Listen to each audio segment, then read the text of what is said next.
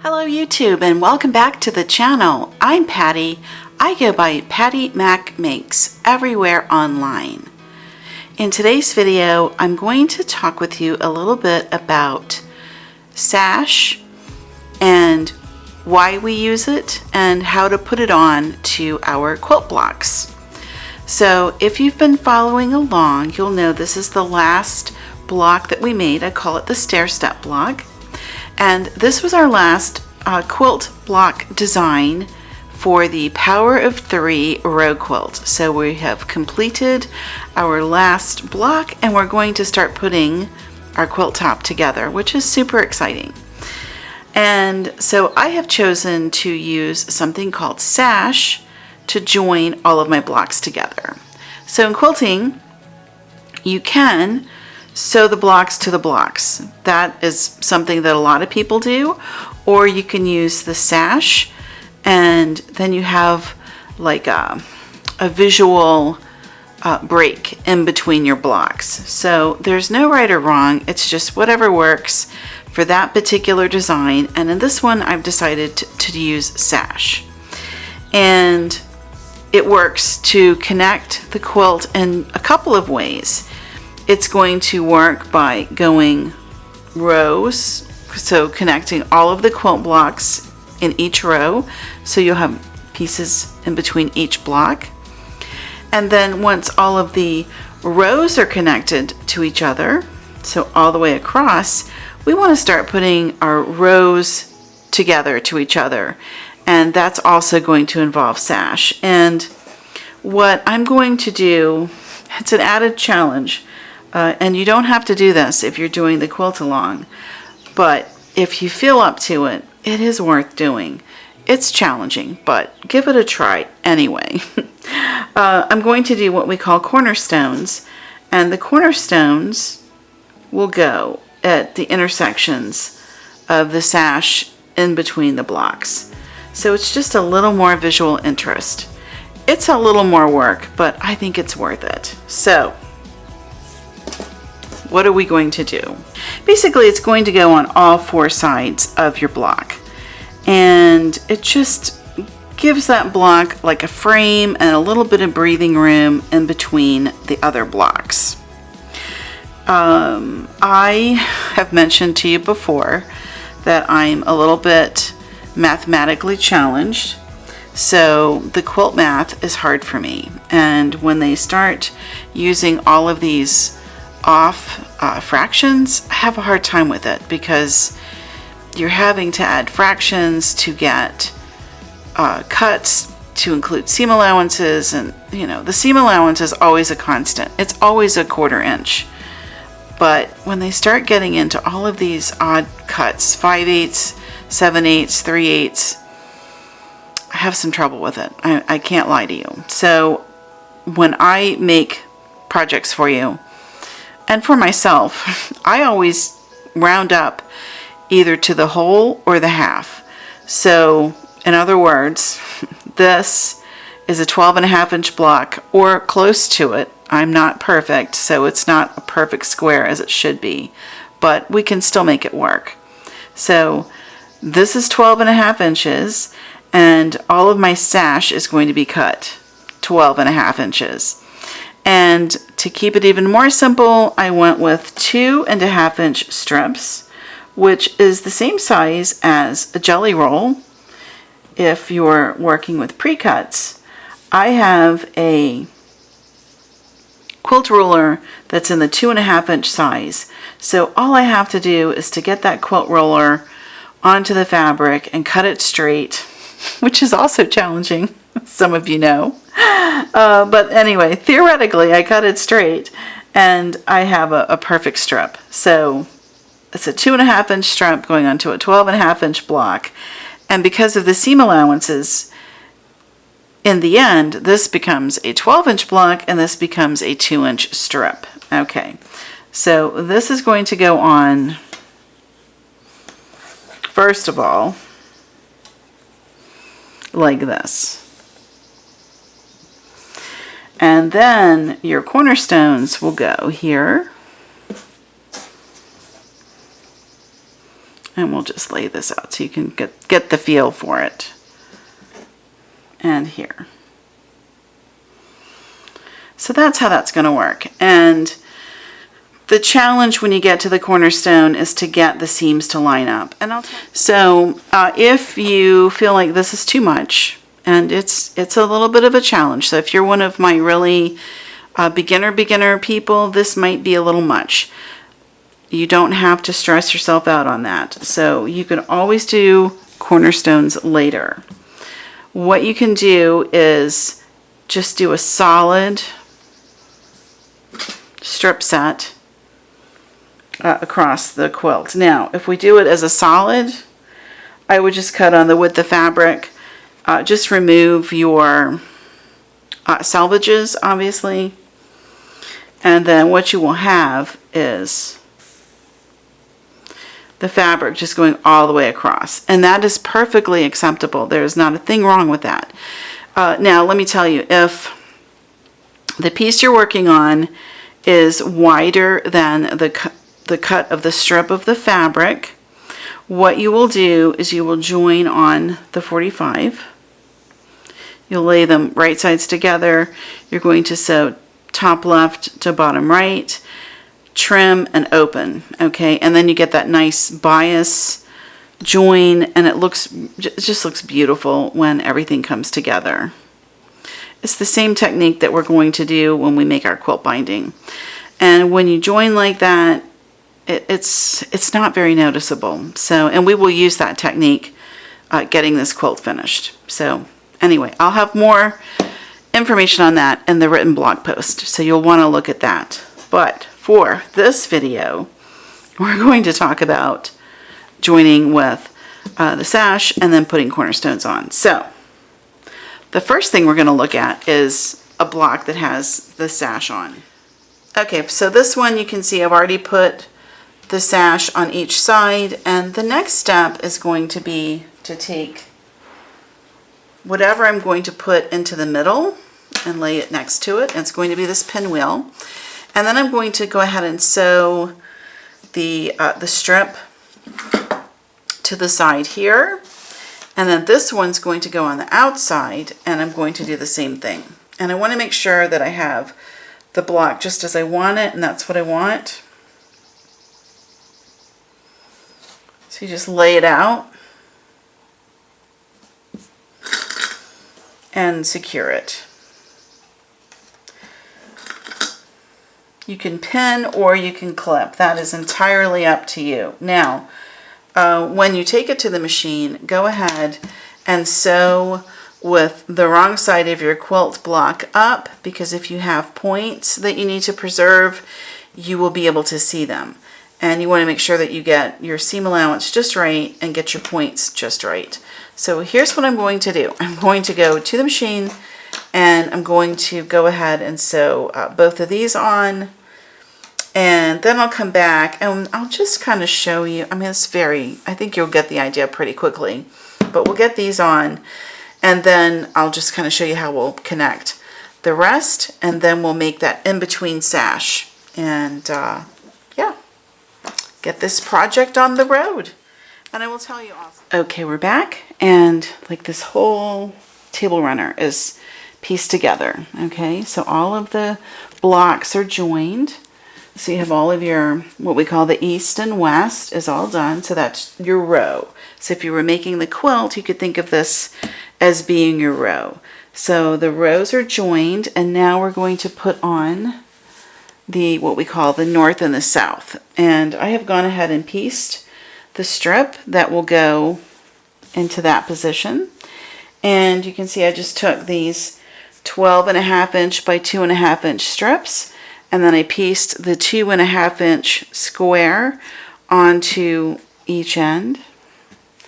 And now what we will do is to, as best we can, line up this seam to that seam. And the pressing becomes important here, because if you, on the in-between part of the sash, the row sash we'll call it, and then when you come down to the in-between sash with your cornerstones, press your seams out. And so when you do that, you wind up having seams that will nest, and it just makes a much nicer join when it's time to put everything together. And you can really line up your seams in a really beautiful way. Hopefully. You might find you have to ease it in a little bit. That's pretty common. You know, it's very difficult to maintain that perfect 1/4 inch seam allowance. So if you have to ease in a little bit here and there, that's just the way it goes. But what I would recommend doing is lining up those seams and then pinning them so they stay secure. And we're going to go ahead and just put this on the bottom, and then another one up top. And you can see I've got my pieces here ready to be pieced. And I'll just tell you, if you want to like come up with your own little design, the way you do this, and you know, do 12-inch blocks because they're just really easy to work with. And you know, you can plug any 12-inch block that you want into the spot, anything. And for a table runner, I think a 12-inch is a good size. So when you go to count your strips, you're going to need, in between, you want to count on the outer side, so it's going to be 5 to get them all together. And then you're going to count the blocks, so you know you have 1, 2, 3 blocks, so you'll need 3 strips. So you'll need a strip to go top and bottom on each block, and then however many of these strips you do, you want twice as many of the cornerstone blocks. And then they'll go right here. They'll go on either end. So, oh, it's going to be really pretty. So, okay, I'm psyched to get this done. So here's what I'm going to do. I'm going to go ahead and piece these together. And literally what I would do is put these right sides facing.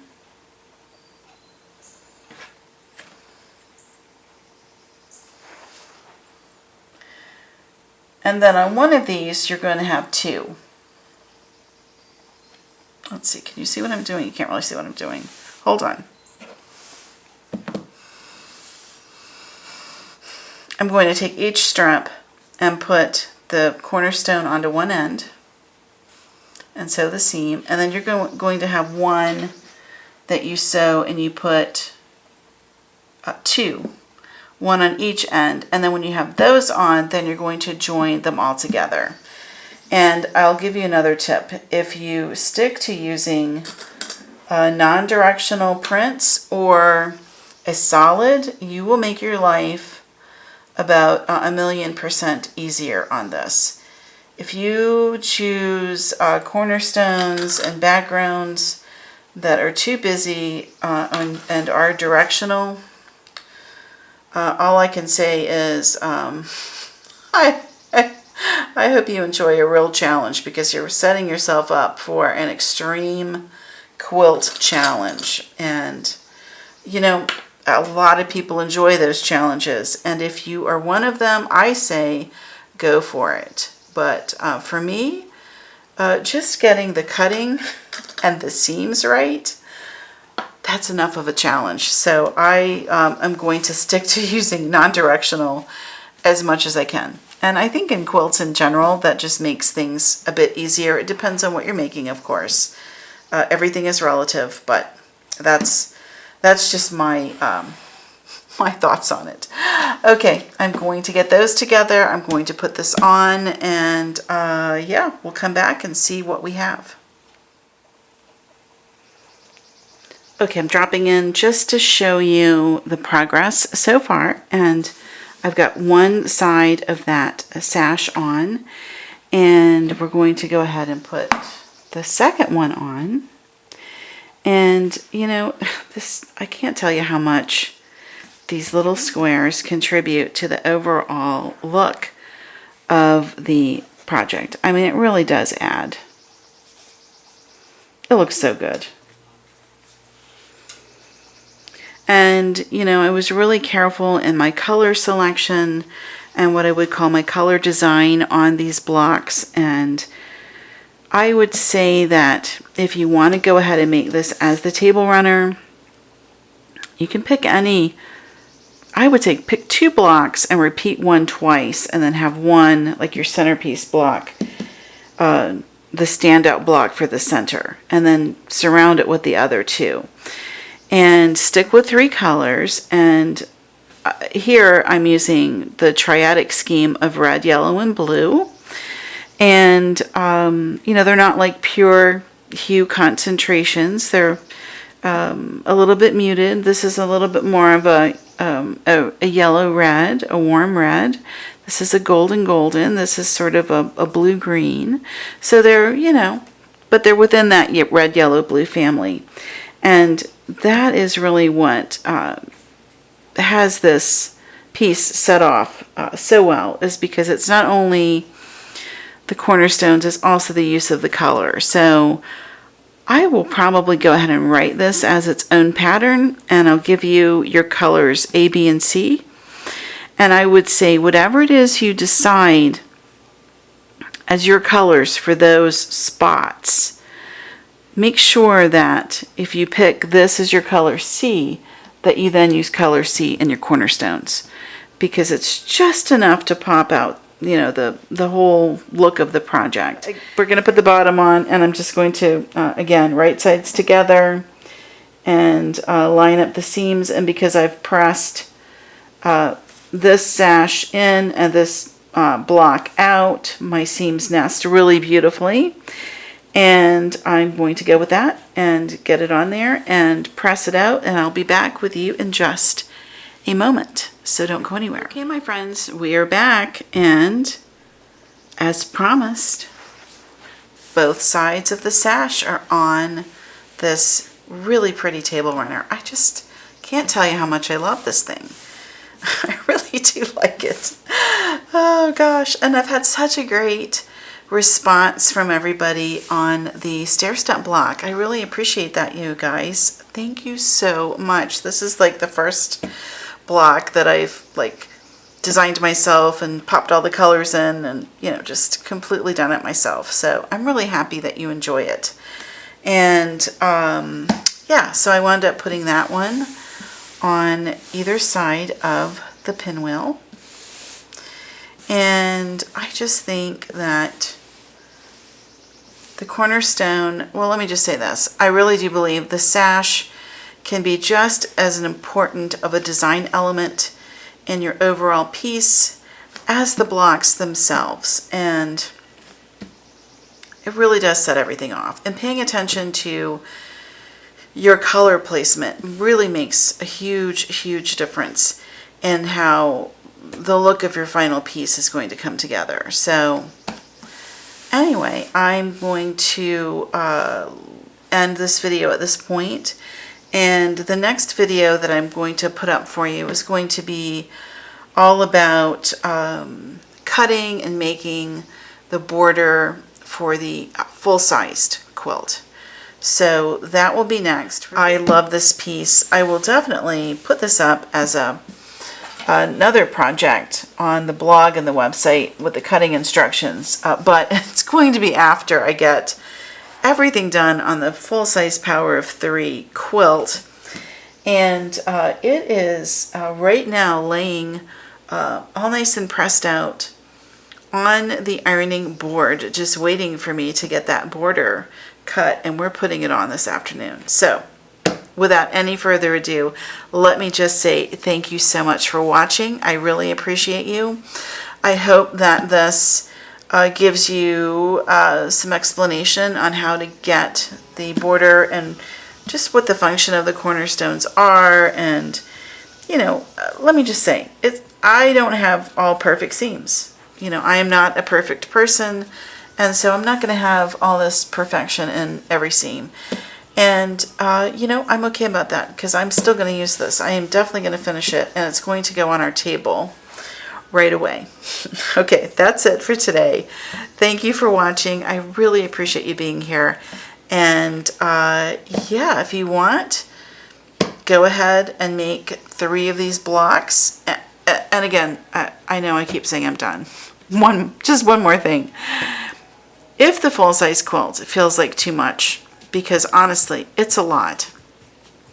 If it feels like too much, you can always take your favorite designs, just cherry pick those right out of the block and make your own table runner. And I'll have the cutting instructions for you on the blog. Not right away, but soon. But you know, if you do the 12 inches and you just count, like I mentioned before, I'll have like a rough instructions for you in the description. You know, you can plug and play any blocks you want. So I have to be honest, I had a hard time because I had these also made, and I was really back and forth about the heart because I love the heart, and of course the sawtooth star. I love this so much.